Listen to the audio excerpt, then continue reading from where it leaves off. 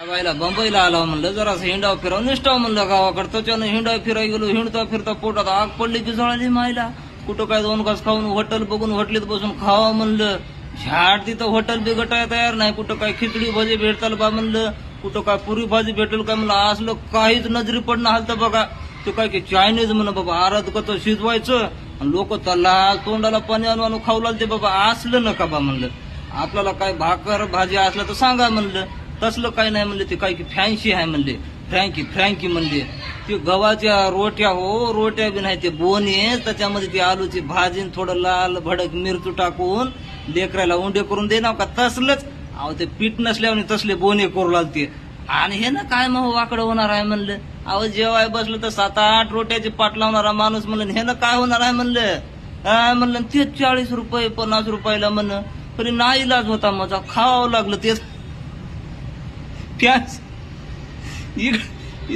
इकडं